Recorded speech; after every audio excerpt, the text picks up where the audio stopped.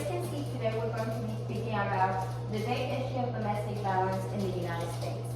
Have you ever thought about your coworker or someone you know could actually be suffering at home and you have no idea about it? Sadly, this is an issue that happens more often in the United States more than you think. Victims are scared to talk about it because this is a pretty taboo issue in our society. As you can see in my chart right here, you can see that 1 in 3 women, 1 in 7 men, and 1 in 10 high school students in the United States actually suffer from domestic violence. Today I'll be talking to you a little bit about how it is important to be aware of this physical and emotional abuse that many victims go through. So for that, I'll be discussing what is domestic violence and its causes, the consequences of it, and how to reduce domestic violence in the United States. Let's get started with this pretty big issue. So first, let me tell you a little bit what is domestic violence. It is a behavior in a relationship where the victim has feelings of hurt, manipulation, intimidation, humiliation, blame, or actual physical pain caused by the abuser to have a power in the relationship.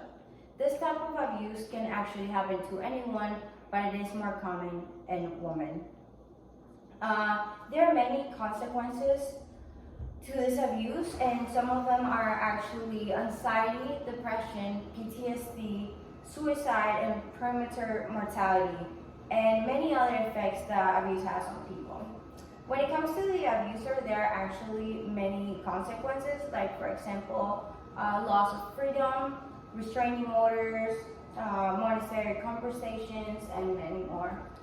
So when it comes to the mortality chart, I have it right here, and as you can see, again, it is way bigger for women than for men.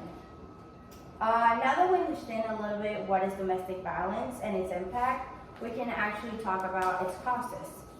One of the causes for domestic abuse is actually the need of the abuser to feel like he has some kind of control in the relationship. This might happen because the abuser has feelings of extreme jealousy, low self-esteem, anger issues, or maybe actually past experiences. For example, it was abused as a child in their home. Right here I have the causes. Even though domestic violence is actually a pretty big issue, there are some things that can actually be done about it. For example, we have prevention programs, penalties for domestic violence, better support system, better handling of the family court involving domestic violence, and promote a safe and healthy relationship skills.